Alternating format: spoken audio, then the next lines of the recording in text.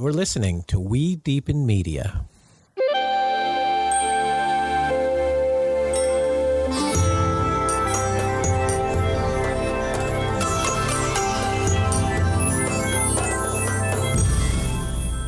Hello, and welcome to another episode of Deepen with Christina. I'm your host, Christina Weber, founder and CEO of We Deepen, Feminine Weapon, and also a certified professional coach. I have been supporting people in their relationships, their intimacy journeys. Recently, We Deepen has launched the Love Club. We have a group of 21 people in the first cohort of a 6-month intimacy accelerator that is inclusive of peer-to-peer matchmaking, comprehensive relationship education, and accountability to one's love goals. We are in the first 2 months of this program, and it has been an eye-opening journey for everybody in the group. We are relationshiping in community.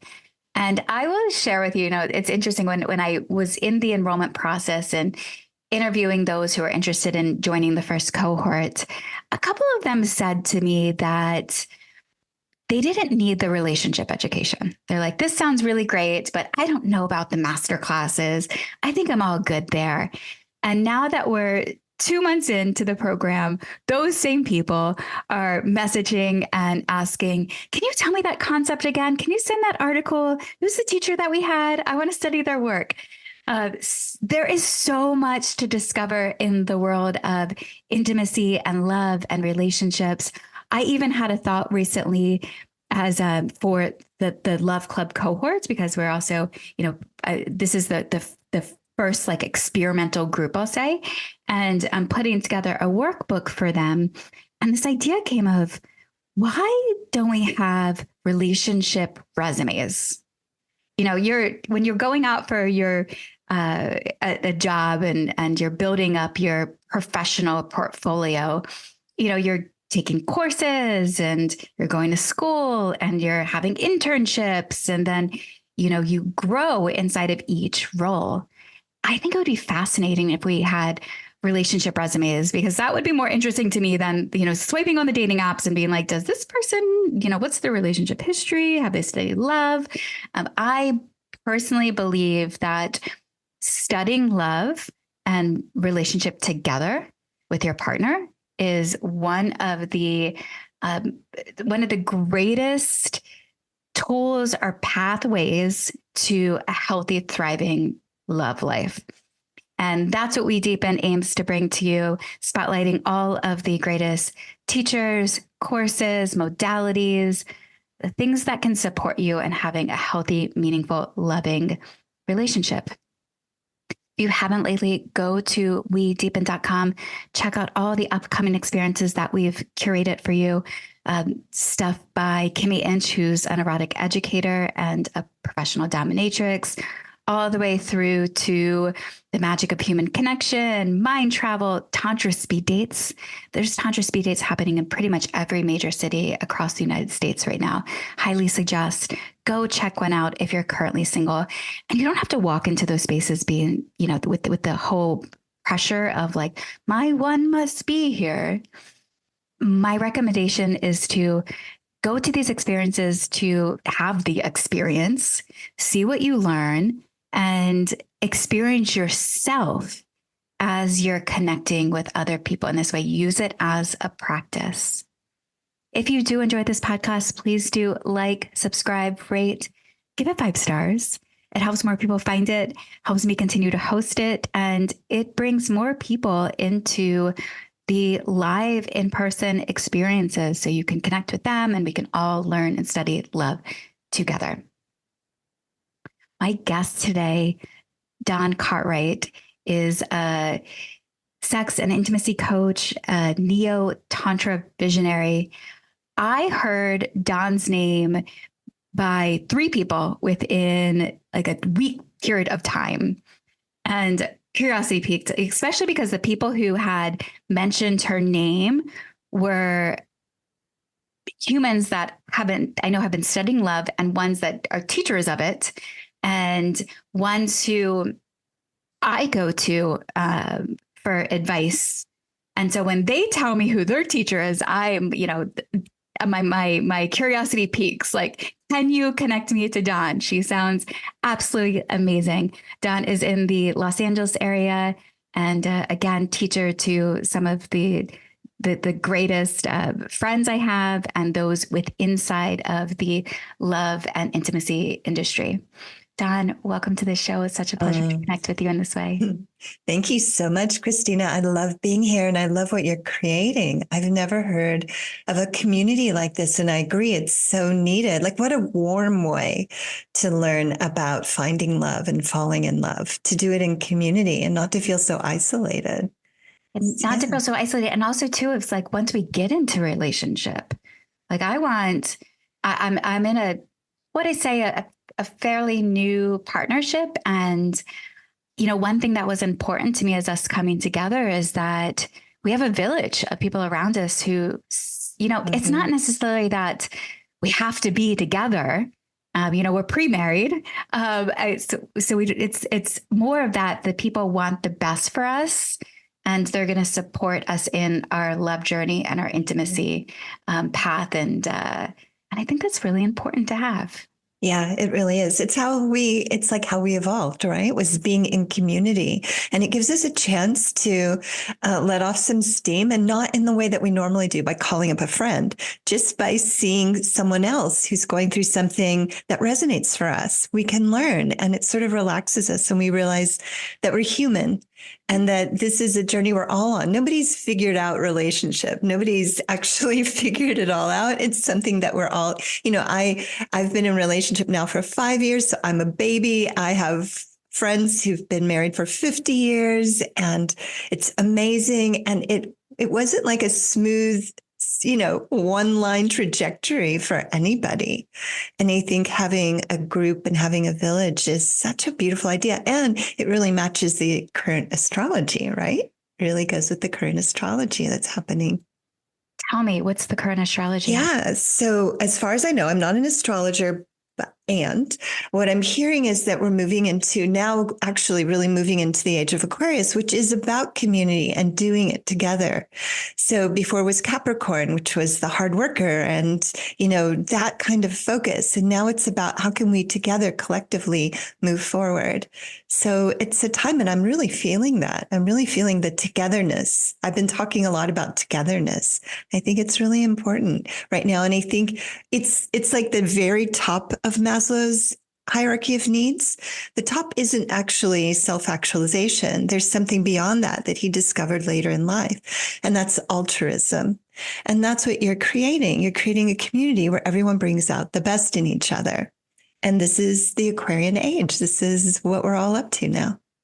And I think it's like we coming out of the Capricorn age, I believe that was a 20-something year period of time. Yeah. And we're going to it. So it's not like we're going into this for the next year or the next 5 years. It's an extended period of time. Mm-hmm.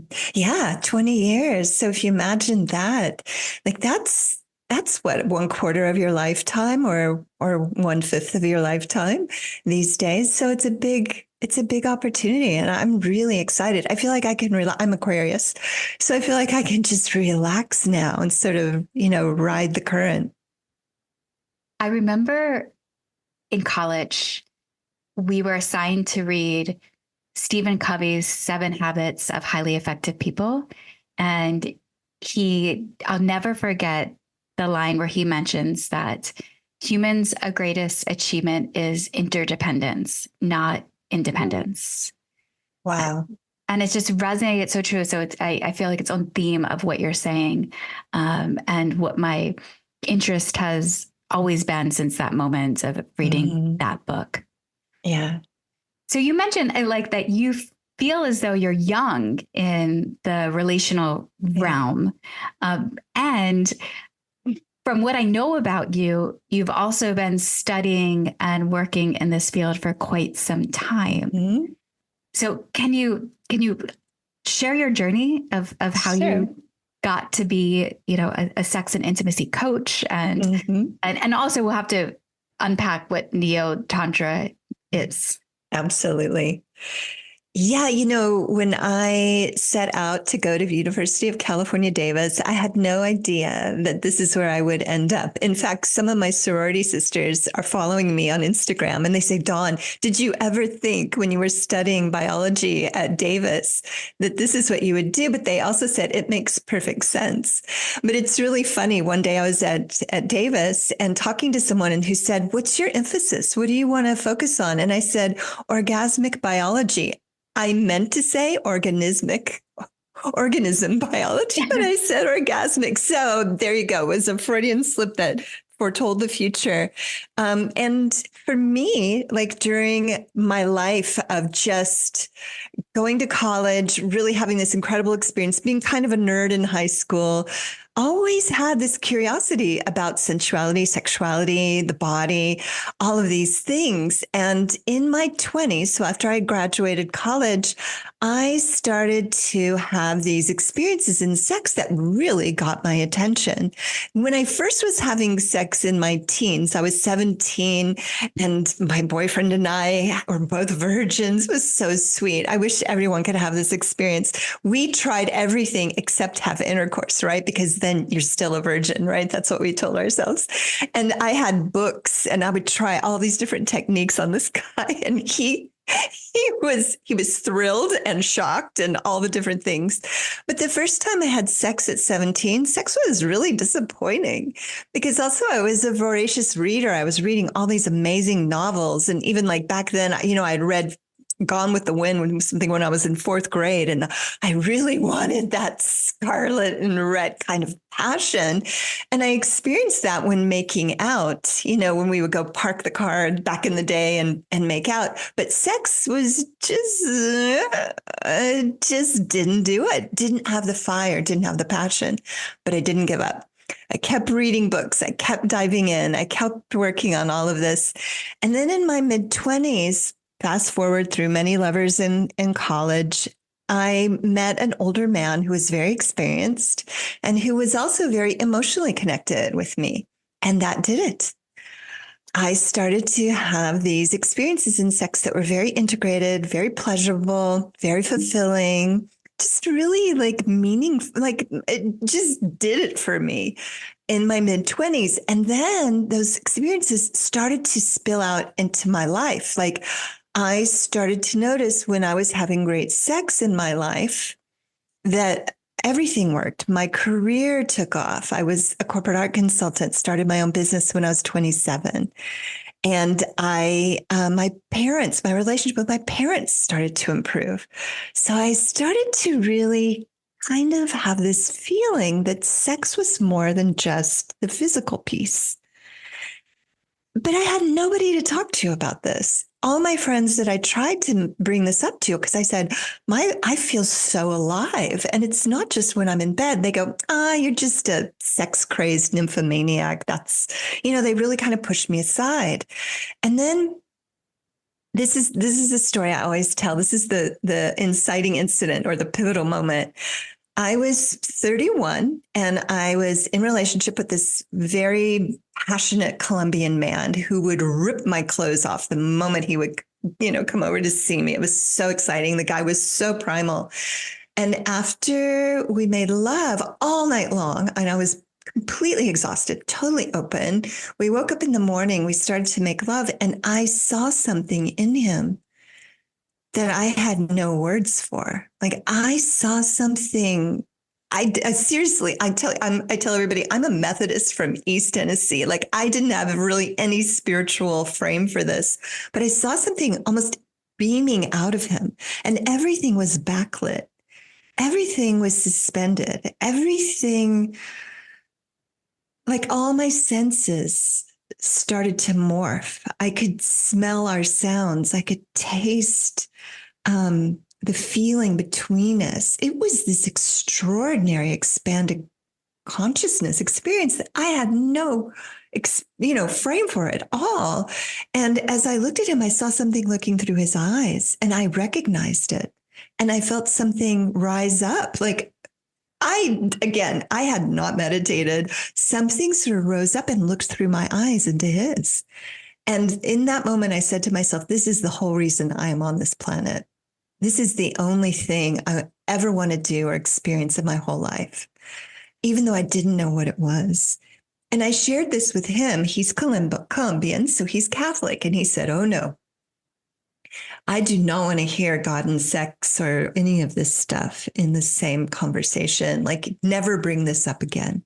Oh, wow. So I didn't. So I pushed it down, which I think a lot of us do. We do have these experiences. And then because they aren't welcome, we sort of pack them away. But lucky for me, the Air Force called him up. They were looking, he had a degree and he had experience, and they were looking for men to fly. And he went off for a training program. So then he leaves. This is the part where I get chills every time I tell this story.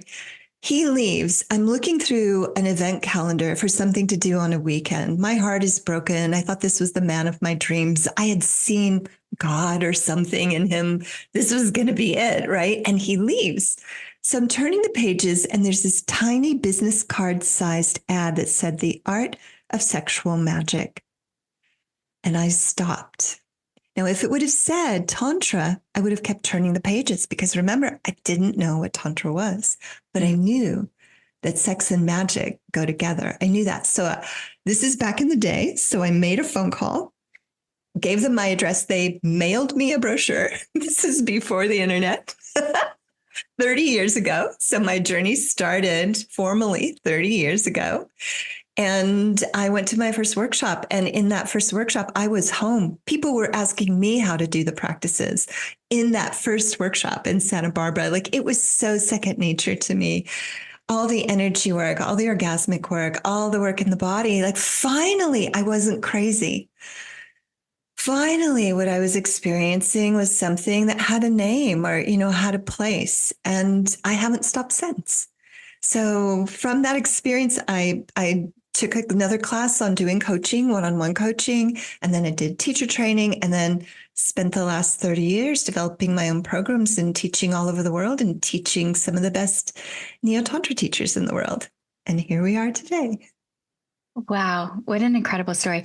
With the 31-year-old Colombian, that experience of seeing God or spirits, was that something that happened over time of being with him continuously?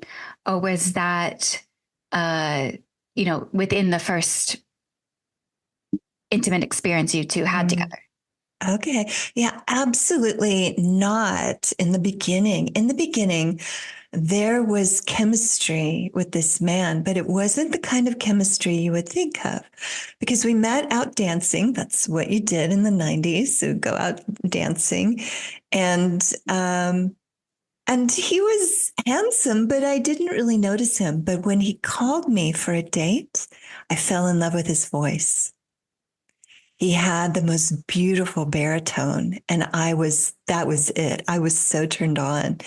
And so it was the sound of his voice. And then the first few dates we had, I would say for me, the interaction and the sex was probably kind of intense, because I'm sort of an Aquarius etheric person. He was very primal and very earthy and passionate all night long, kind of guy. So I think it took some time. And the experience I'm realizing now was starting to appear in little moments.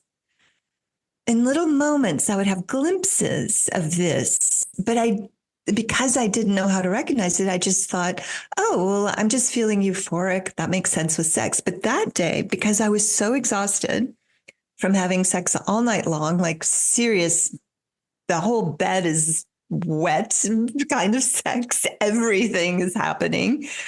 And there was no resistance anymore. I couldn't not see it. And this is what I've learned to teach, is that it's not that it isn't there. It's that we don't have eyes to see it. We have filters. And so the intensity of the sex grew over time with him, but I recognized him through his voice, and then had this experience. And then I blocked the experience, honestly, because he told me that he would leave me if I kept talking about God and sex or spiritual experience in sex. Now, in the relationships that you've had since then, how does that experience show up in the bedroom today? Oh, well, that is an excellent question, because I would say, for me, the lovers keep getting better and better and better through my whole life. And I know I'm not saying this just to pat myself on the back, but that's also because of this continuous work I do to see more, because there's somebody extraordinary in everyone. And I had my preferences. I was 31 years old. So, of course, I had ideals. And as I've grown and as I've had incredible, magnificent lovers, many lovers, men and women all over the world, these past 30 years, and now I'm in a committed monogamous relationship with an amazing lover who's so open. But I really realized that after that, it gave me a taste. And I've never been one to think, oh, I want to get that back. I more was always the kind of person who said, where is it here? So I was always curious to find, because the connection was different with different men and women. It wasn't the primal sex. It was the tenderness, the emotional sharing. There was a time in India with another lover who was really pretty asexual. This beautiful Indian man who was pretty asexual. And of course, I'm climbing the walls because my libido is greater than his. And he said, look, just sit with me. Just sit with me. And I did. And I sat with him in conversation and I had an orgasm. So if I was looking for the primal, heavy, hot, rip your clothes off sex with the Colombian, I would have missed this beautiful gift with the Indian man. This is so important that it's always here with every lover, without exception. With every lover, this space is accessible. It's only my filters that get in the way. I think that's really hard for people to swallow, but I've found it to be true. I love that question of where is it here? And to realize that it's going to be different each time. I have a lot of conversations with people who are currently single and they have a longing. They want to be in relationship. They want to find their life partner. And I have some theories on that. When I first made it after dating my partner for unexclusively for some time, and then we entered into an exclusive relationship. And early on, I had two separate friends ask me, "Is this for forever? Like, did you find your forever person?" I was like, "I don't. Ask me when I'm like 80 or something of that. Like, I don't know. I really like him, and moment by moment, but I don't have a crystal ball to predict that. We seem very compatible, but I, studied love and relationship. Have been in this field of work for a decade, and before him and I got into relationship, and I was pretty much, I would have a 3-month relationship or 1 month or go on a few dates, or maybe there was 1 year that I was seeing a relationship at long distance in between there. But nothing that feels as enlivening as this connection does. And in the interim, until that person arrives, I also will say is, working in the field of love and intimacy, I have a lot of colleagues in that space who I look at and they're absolutely amazing. And they've read the books, Calling in the One, and they have studied love. They've gone to the David Data workshops, and they're, they're not in relationship at the moment, and they have the longing. And so, what would you say? Like, why from your work? Like, why do you think it's that some of it are not? Because I want to throw out the idea that it's, because you haven't worked hard enough on yourself. Why do you think this is? Yeah, I loved what you said, Christina. And I think this is the key because sometimes, like when your friends were asking you, is this your forever person? And you really said, I don't know.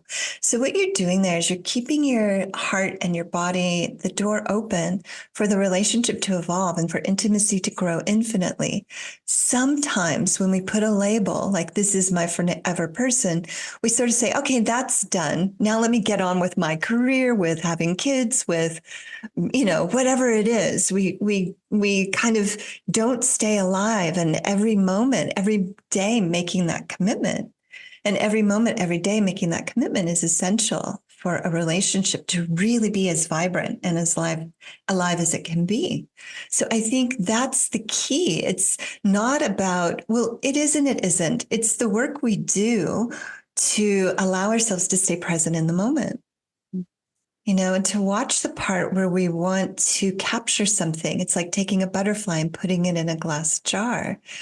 And if we can let ourselves realize that relationship is something that's constantly evolving and transforming, and if we can be curious about every person, which will then translate to being curious every moment about the one that we are making love with, that's what creates beautiful, deep relationship. I know for myself, it was a choice. I had gone 57 years, much like you, traveling the world, amazing exotic lovers all over the world. This is incredible. Had an amazing life because around 40, early 40s, I decided and realized I'm not going to have kids. What's the most amazing, because I always thought I would, what's the most amazing life? And I created that life. This incredible, amazing life. And then I met Ryan, and it's kind of funny. I'll tell you a sweet story. I went to a psychic when I was probably in my late 30s. And this had happened to me a few times where the psychic said, you are not meant to be in a relationship in this lifetime. And I'm like, what? Like, turn off the lights right now. I don't want to do this if I'm not going to be in a relationship. That's what I want with all my heart. And then this particular psychic said, and also the one in Guatemala and the one here and the one in Ireland and all the psychics, they said, later in your life, you will. And so I was very hurt, but then also I created this amazing life. They said, you'll meet him when you're 52. So anyway, 52 came and went. No person. I said, well, that's disappointing. I want my money back. Where's the psychic? But then at 57, Ryan asked me out. And it turns out Ryan was my massage therapist. And we had a perfectly respectable professional relationship until this day where he said, hey, when you get back from India, let's go out for drinks. I want to hear about your trip. I met Ryan when I was 52. Wow. And we went out on a first date when I was 57. I love that. Isn't that great? Yeah. And in that moment, like meeting Ryan, I said, yes, I'm in my heart. I'm choosing this. And then I did the work of seeing my beloved and this beautiful man. And it's a daily process. Some days it's very easy to see my beloved. He knows this. Some days it's not so easy to see the beloved in Ryan. But that's what I think it is. We can do all this work and we can read the books and we can find the one. And then there's a day where you just say, this is a good person. I'm going to do it with this person. If it's a week, if it's a year, if it's the rest of my life, I don't know. But I'm going to do this. And that's where a whole other journey begins. So, in this period of time, before you've arrived at relationship, you were having erotic experiences, and it sounds like you were having an aliveness in intimacy. And also that's what you do for work. It's part of your career. I noticed for me at times, the past decade where I was in a relationship from about 25 to 30. And so for my 30s, I was, in and out, single, have some experiences every once in a while. But there was times I remember my first Burning Man, of 2018, as the event was nearing, I had realized that I hadn't had sexual intimacy with anyone in pretty much nearly like over a year. It had been over a year. And I, at that time, felt like maybe I'm not sexual. Like maybe it's just maybe I'm asexual. Maybe, I don't even know if I can have sex anymore. And so when I arrived at Burning Man, my first everybody, generally when you go to your burn, they ask what your intention is. And so I had two intentions: one to have sex, one to find an entrepreneur coach. And night number one, I went out, and it was actually really easy to find someone to have a beautiful, intimate experience with. But, Burning Man creates the environment to make it fairly easy to do so. What would you say to somebody who's like, I go to work every day, I have responsibilities, maybe it's a single parent, and they're going through these periods of time where they're not in intimate partnership. And the idea of jumping into bed with somebody, an experience that seems very, like, how do I even get to that space to feel comfortable with somebody in that way? There's a lot of dating that has to happen beforehand. I need to meet the right one to do that with. How do they feel sexually alive during those particular phases? Yeah, that's such an important question because, if we have kids and we're working and, our time is really limited. And yet we have that desire to stay alive, keep the wheels oiled and sort of honor our own sexuality. And I think that's really, really important. And our sexuality is it's like rejuvenating, and it actually makes us younger, and it activates parts of the brain that are really necessary for us to build relationship in the future. And when I was single, I not only had these amazing adventures all over the world, but I had developed the most incredible self-pleasure ritual. I became my best lover. And Ryan's up there. I mean, he has eclipsed that, but I'm telling you, I was making love to myself in a way that was so incredibly profound and deep. It was not just physically incredibly satisfying. It was emotionally stabilizing. And there would be times where I usually self-pleasure in the bathtub. I would be in the bathtub with all my oils and my candles and just, things that worked for me. And that's about everyone, should choose what works for them. And I would have these, pivotal moments that I wasn't sure which direction my life was going to go. And in my lovemaking with myself, these beautiful answers, epiphanies, and things that I never could have thought of would appear. And that's the power of our sex. So having a sexual relationship with ourselves, I used to think, well, if I can please myself, I won't want a partner anymore. It's not true. What happens instead is that I show up in bed fully equipped and I'm self-sustained. Like I bring everything to the bedroom. And then it's an adventure of getting to know where we fit and how we fit. So I would say today, if not sooner, create just once a week self-pleasure time for yourself and make it really an experience of making love to yourself, not just releasing tension. Releasing tension is great. It's fine. We all do it. And create time once a week where you're touching yourself, you're holding yourself, you're breathing, and you're really honoring the emotional being that you are and the energetic being that you are and the passionate lover that you are, and make love to that person. I used to be afraid to make love to myself the way I really wanted to. There was some kind of wall there.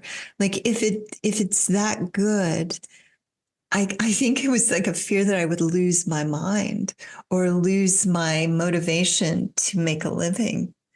And those are messages that we get, and nothing could be further from the truth. And there's a definite correlation between great sex and lots of money. So if you'd like a raise at work, and I tell this to my clients too, I say, start doing these practices and you're going to make more money. And I'm saying this to these billionaire investors, right? To these or millionaires and billionaires. I'm like, you do these practices, you just watch your returns. It's all good because we forget to be in life and we become very static. And when we become static, it's harder for us to make money, to be happy, to be creative. It doesn't mean we don't have stability, but there's a difference between being static and having stability. Would you give the same advice to a man? 100%. When I was talking to you right now, I was making sure, I hope, not to say she, because I would say this to both of them. So with men, with women, what I do mostly is encourage them to create a self-pleasure ritual because many women don't. You know, they have a vibrator, which is wonderful, but do they take the time to ask themselves, well, what kind of scent do I want in the room? What kind of music do I like? Do I want to hold myself? You know, and for men to learn to channel that energy of arousal through the body so that they're experiencing it not just in the genitals, but that it's moving through all of the centers in the body so that they feel more masterful with their own sexuality. So yes, absolutely. Absolutely 100%. One of the things I think that whole can sometimes limit a man is that he's picked up on this idea that he needs to come quickly when he's masturbating for fear of being found, right? There's shame, which is horrible for women and men, but especially men. Shame around having an erection, shame around wanting sex, shame around wanting sex just for the physical connection and maybe not for the emotional connection. Like there's shame and judgment about all these things, especially placed on men, women too, but especially men. And so when men are able to, I sometimes call it anoint their 7 centers with their arousal, that shame can dissolve and a man can move into his power and his enjoyment. And there's nothing sexier than a man who enjoys himself sexually. It's different than having a need sexually. A man who's enjoying sex and he feels more playful and he's, like you used the word improv earlier, he's more an improv artist. That's a fun sexual partner. And it's fun for him too. Yeah. When we were preparing for this podcast, so you and I got on the phone yesterday for the first time together, we talked a little bit about the spark when you're in your dating journey and you're meeting, you know, numerous potential partners. I see that a lot of it, you know, we're looking for this spark. You know, we want to feel this spark, this chemistry, this aliveness. And it's a rare thing to find. I think sometimes it's happens less for some people than others, or they feel it less. You mentioned something around like bringing the spark with you, like taking the spark when you go out. Can you speak a little bit more into that? Yeah, that's so important. When we feel like we're looking for chemistry, that can be really depressing when we're dating because it's just like next, you know, we know in the first few seconds if we feel that spark or not.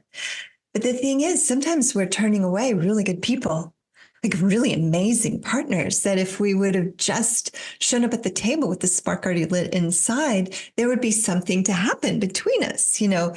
And so keeping that spark alive, part of it is our self-pleasure practice, but another is just realizing that this excitement, you know, feeling this excitement that I get to know this other person for an hour, to be in curiosity rather than in evaluation. Just be like, you know, it's like, I travel a lot. So when I'm in the airport, I'm one of those people who will just start talking to you. I do the same thing at Whole Foods. I'm one of those people, I just strike up conversations. And that moment is so beautiful and exciting. And I feel good. Sometimes there's chemistry also, like that added little bit, but the spark is always there. The spark of making eye contact, of being enthusiastic, of being generous, showing up with generosity. Like, I want to know you. We just have this little bit of time together. And one of the ways there are many ways to light up the spark, but one is by caring for our own body and our own emotions. And doing that, I wrote an article recently about the spark. Where is the spark? And I went through the 5 koshas, the 5 layers of the human energy. And when we feed our bodies the right food, when we are energetically aware of ourselves, when we allow ourselves to trust our intuition, then and we allow ourselves to also, like, even in this moment, all of you listening, there is some bliss in you, some little bit. Like, even in you in this moment, Christina, there's some little bit of bliss. That's always there. Why wouldn't we want to show up at anything? Like, this is one thing Ryan laughs about me. He goes, you like being everywhere. He goes, what is it with you? You show up, you're like, what's going to happen? Who's here? I mean, I'm 62 years old and I'm always excited to meet people and always looking forward to the interactions without any exception. Now, I can honestly tell you, we missed a plane when we were in Japan. And I was like, okay, what are we going to do? And we just had this amazing adventure for 5 hours. So, and it was just in the airport. I'm not telling you like I create these huge things. We just set out to explore this gigantic airport. So waking up in the morning with curiosity and wonder and gratitude for being alive is a beautiful spark. And isn't that what we want in a partner? So if we don't have it, how can we expect them? You know, they probably meet us and just see the person who's like, oh, I'm so depressed. I want a partner. It's been 2 years. That's not fun for anybody. Life should be fun whether we're together or not. And I'll honestly tell you, like, I always thought that being in a relationship was going to be so different than being single. It is, and it isn't. I'm still me. I still get up every day. I still do all the things. It's having a relationship is really beautiful. And I'm me, whether I'm in a relationship or not. So ask yourself, are you being you? That's the spark. There's one of my Love Club members recently shared an SNL skit with Adam Sandler, and he's a travel agent, and he is, improving, or it's a parody of a travel agency, and he's doing a commercial for the travel agency, and pretty much the theme of it is who you are wherever you go. You'll be that same person. And he's like joking. He's like, so, I can guarantee that I can find you where to go on the best hikes, but I can't guarantee that you're going to enjoy hiking. And if you're sad before you go to Italy, you'll most likely be sad in Italy. If you're happy before you go on this trip, I bet you'll be happy in Italy. It's like, but I can't give you that. I can't change who you are and take you to this other place. And I think that's important in our relationships. If you're not happy before you enter a relationship, the relationship will most likely not make you happy either. 100%. So when someone is, because, I understand in dating, we want to get out of maybe the judgmental mind and not be so assessing. And how do we assess compatibility? This is a really good question. For me, there are 2 things. One is to realize that we can love anybody, right? We actually can. And doing the work to be able to love anyone is, Mother Teresa, like everybody talks about this. Being in a relationship is a little bit more of a business arrangement, like quotes, business arrangement, only because there are the compatibility issues. Like, does this person live near me, or do I prefer a long distance relationship? Like really knowing ourselves, like having some parameters where we know who we are and we know what's going to make it possible for us to be happy to be ourselves in this situation and take responsibility for that. So I think working with you, I'm sure is a way people can get clear on their discernment and what they need. Do I need somebody in town, or do I prefer a bi-coastal relationship? Do I want somebody who has kids? Does that feel good? Do I enjoy children, or do I really want to travel a lot and children really aren't the picture? Now, the thing is, we could fall in love with anybody. It could be somebody that we just really don't expect. But if we're out there and we really want to travel a lot, but the partner has a 2-year-old and a 5-year-old, that's something to be very, very honest with ourselves about. I think so. I think it is good and it is important to sort of know what we can really fully participate in and contribute to. And not so much about the other person being a right or wrong person, but just like, what can I fully say yes to and what can I fully contribute to? And coming from that positive stance. I like that term, like, what can I participate in? I often would think about when I was dating someone, like, can I support this person? Like, do I appreciate the impact and of how this human is in service to the world, and can I support that and be his best cheerleader? I love that. So you mentioned, Neo-Tantra visionary, and Tantra is, a big word. It's becoming more popular. And I think there's a lot of confusion on what it actually is. So could you share a little bit about what is the difference between Tantra versus Neo-Tantra? Mm-hmm. Yeah, sure. Absolutely. Well, first of all, Tantra was the only word out there before the 60s, right? Before there started to be sort of this exploration, this new exploration.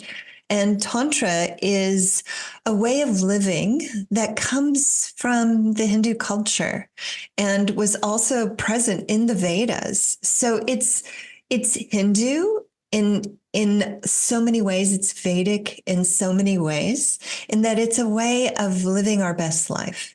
These are ways and methods for really living the kind of life and the kind of relationship with the world that we're made to, that we're designed for.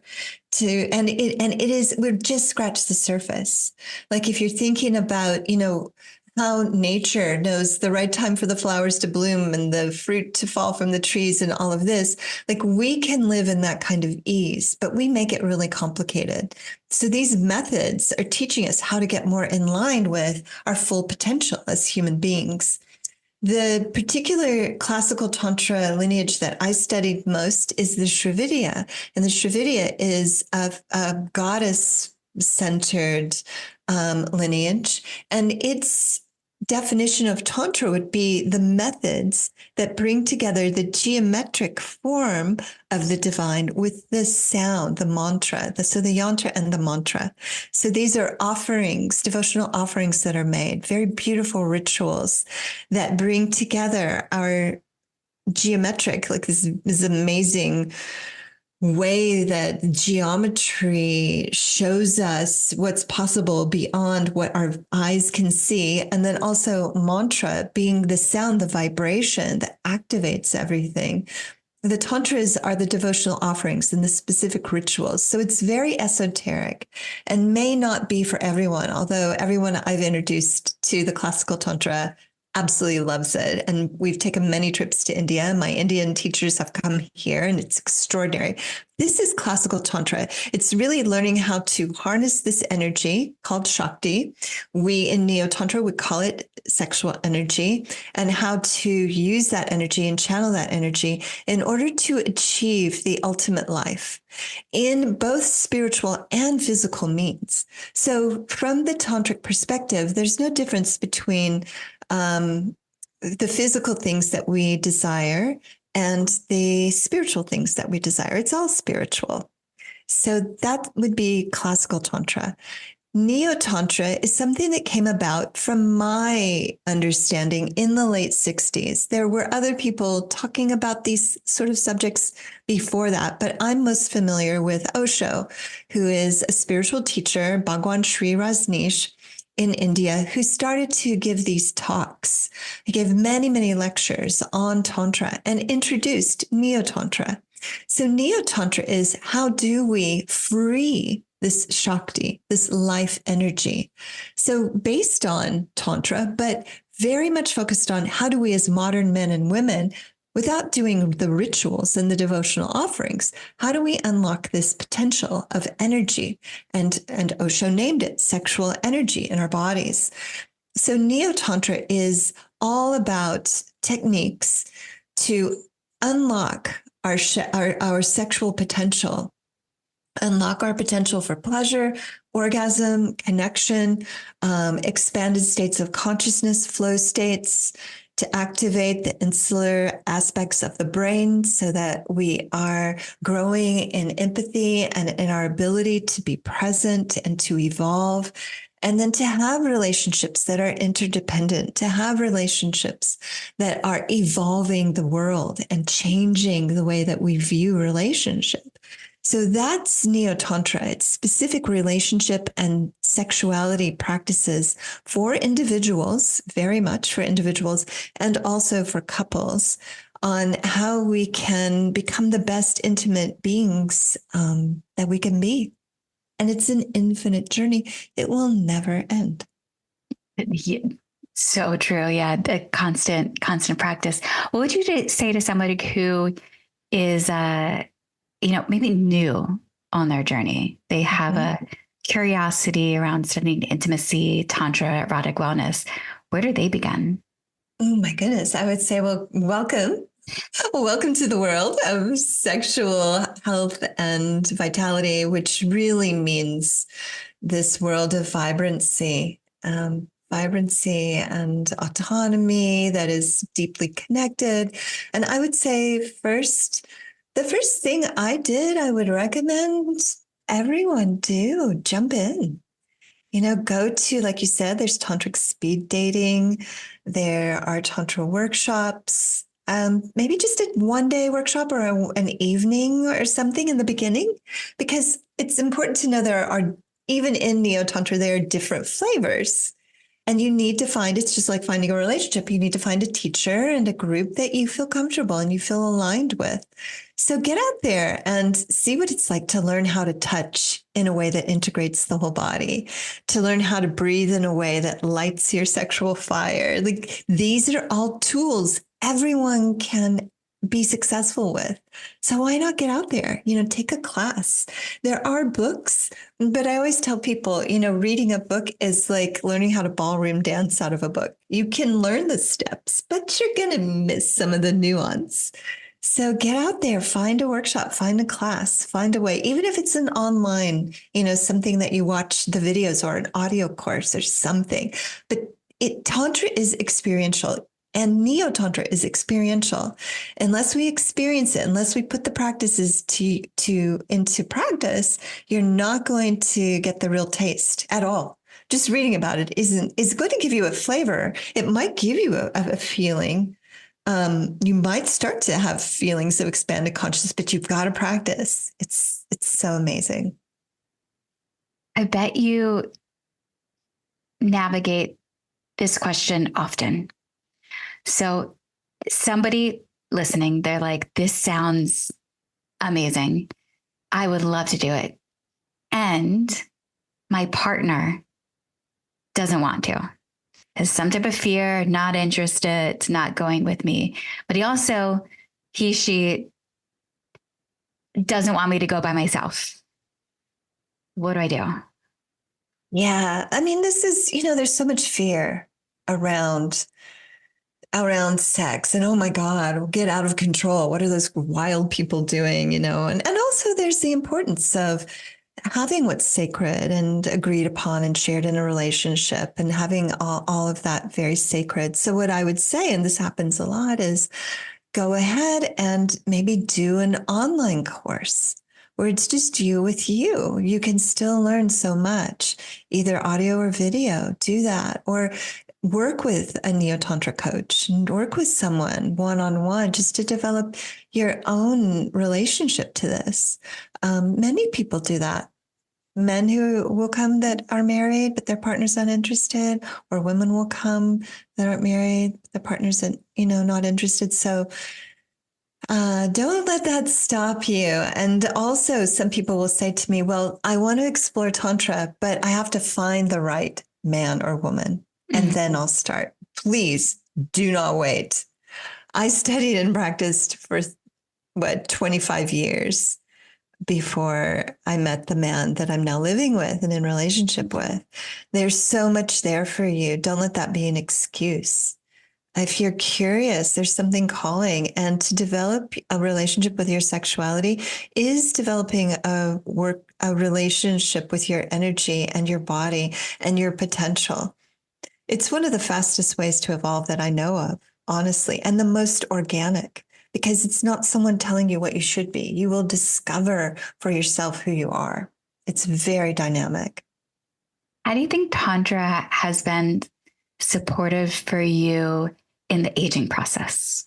And I asked that question too. I think one commonality between you and I, I'm 42. I thought I'd be a mother and have children. I am in this space where I realize that if this is something that I'm going to do, be a mother, that should happen within the next couple of years. And I'm in a loving partnership with somebody who has 2 children and no desire to have more children. And having a healthy, thriving relationship was number one, the most important aspect. And I wouldn't give up this connection for the world. And I remember you saying that, around 42 is when you had that epiphany or the awareness of I don't think that is going to happen for me to be a mother this lifetime. So it's probably maybe some grieving process to that. So this is a 2-part question. So I'm curious about that experience. Yeah. And then second is, you live in Los Angeles. I lived in Los Angeles for 5 years. There are, beautiful people everywhere. It's sort of a superficial town to some extent. We've seen the rise of plastic surgery and Botox and, everything to anti-aging, stay young. Youth is what is celebrated. And yet I look at you, and I know this podcast is being shared as an audio version, but here we are on Zoom, and you have such radiance about you. I can see as you're walking through a supermarket that you would turn heads, and your significant other is younger than you by more than a decade. How have you unpacked this, the aging process? Yeah, this is a big one, because when I was in my late 30s, I had always wanted to be a mom and always thought I would be a mom. And so I was in different relationships where that was maybe a possibility, but it wasn't happening. And every month was devastating. There was this horrible grief every month when I would get my period. I wasn't pregnant. And I just felt like I didn't want to be here if I couldn't have a child. So I had to really sit with that and really face that grief, that hope that I had for being a mom to look a certain way with kids coming out of my own body, right? And that was a process that took a few years. And it was it was shredding to the core. Because I also felt like, wow, I wasn't going to find a partner, I wasn't going to have a child. And who was I as a woman? Was I even a woman if I didn't have a child of my own? So that was a very deep grieving process. And I'm not going to say there was some bow that I wrapped up on that package and it was done. It's still something, that I'm wistful about, and I've accepted that I won't have children from my own body. I have a 16-year-old stepson now, which is a huge gift. He's amazing. And I feel like for me, really facing that's what this is my life. And it's bittersweet, has been actually a really beautiful part of life, going through that grieving process and letting go of the dream of having kids and all the things that I always wanted to do with kids. Letting go of that and then stepping into the what is. And the what is that I'm connected to so many people that I'm crazy in love with. And I will be honest with you, some of them are my daughters and sons, and I've told them that. And they even send me Mother's Day cards before I said anything. And so it's like stepping into the motherhood that is being presented to me. I have extraordinary children. But the aging process, I was really doing everything I could to put on and it's not like I'm not still doing things, but I'm very, very, I'm now not doing, I don't do Botox. I don't dye my hair. I don't do any of those things. I did for a long time and looked amazing, but I just started to fall in love with my gray hair. I really started to fall. I wanted it before my hairdresser wanted it. I had to talk her into it. And I started to get amazing facials, but let go of the Botox. And I feed myself so well. And I wake up in the morning and I'm seriously the kind of person, Ryan cracks up. I open the curtains and I'm like, hello world. I'm like, look at this. There's this intimacy that feeds me, and I think it keeps me young.